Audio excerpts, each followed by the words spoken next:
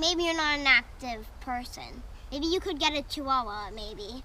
Dogs that don't like to run a ton and like to just sit in their bag or something and stay still. Don't put your dog in a bag though, right? No, that's kind of weird though.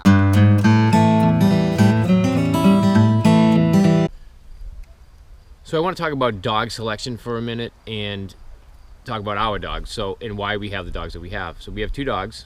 We talked about a chocolate lab and a rescue half beagle, half basset hound. The reason why I chose a lab is because it made sense for the area that I lived in, my lifestyle, and having kids. And so all the factors of my lifestyle I thought about before choosing a certain dog. With a lab, we live in Plymouth, Massachusetts. What I like about the lab is that it likes to swim. We have a ton of water around us. We live right near the beach. And I like to go to, I like to swim. I like to hike. It's a dog that can pretty much go anywhere year round. Yeah. The climate that they were originally from is similar to New England's, so it all made sense to us, and it was pretty much the perfect breed.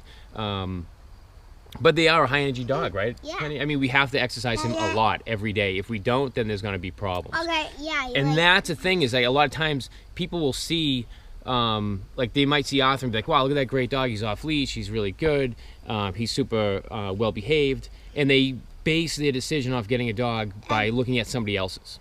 Like maybe their friend has a golden retriever that's really super well behaved, or a border collie. And they go, that's what I want, thinking that's what the dog's at. That's not the way that the dog's at. Every dog is different. Every dog's action is different.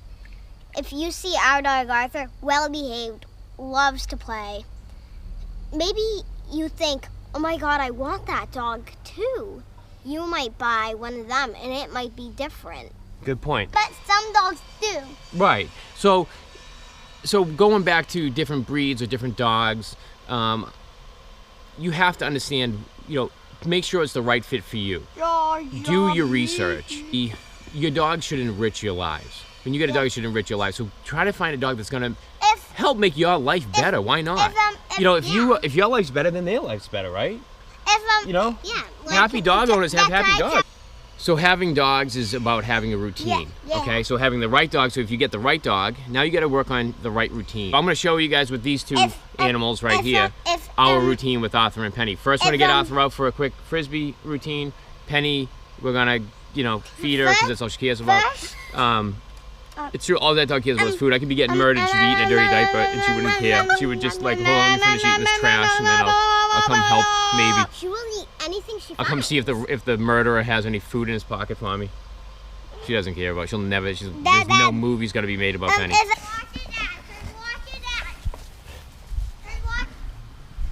Go, go, go, go, go. Okay, so why I like the Frisbee is, ready? Watch. Ready? See how he's able to catch it out of the air like that? With a tennis ball, when I throw a ball, it goes down. You know how the dogs run really fast, and they kind of have to put on the brakes, and they kind of skid into the, I'm always worried about their knees, their ACLs and things like that. The spinning around, especially a bigger dog like a lab, we want to avoid any ACL damage. See, so watch. Right, he can just grab it. He can run, he can grab it, bring it back, right? Surgery. Yep. Or something. Yep. And she got super hurt, so we decided that Arthur should add Frisbee so he doesn't get hurt. It's a lower impact exercise, I think. I mean, swimming is also another one. So this is something that we've always done with him. This has been his habit. So this is what he is used to. It's about forming habits, forming routines. Morning routine, Frisbee. Walk. Night, Frisbee. I don't need a leash for him. I don't need collars. I don't need any electric fence, regular fence for him. He's not going anywhere if I'm with him. If I was to go upstairs, he'd be gone. No doubt about it. But if I'm out here with him, he's not going anywhere. And that's just from years of doing the same thing over and over again with him. And that's having a routine and knowing that my lifestyle will allow for that routine.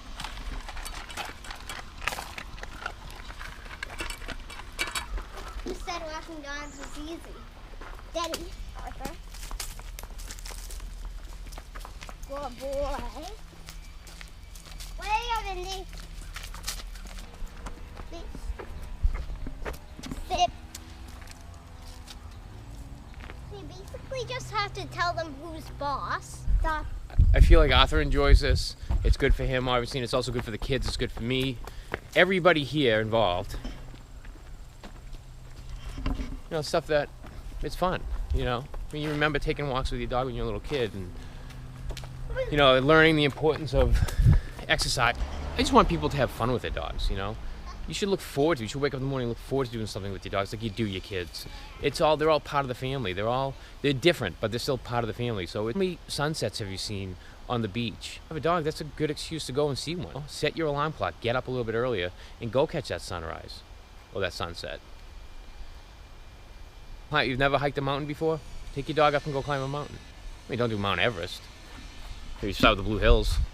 Your lives can be better, it can be funner, it can be more active. Get out there, go do those things that you always wanted to do, those things that you haven't seen, go do it. Take your dog with you. You'll be happy, they'll be happy. Get a routine down. It's important. Stop hitting snooze. Don't hit snooze anymore. All right, thanks guys. Thank you for watching. Thank you for Bye. watching. Bye. Hope you like this.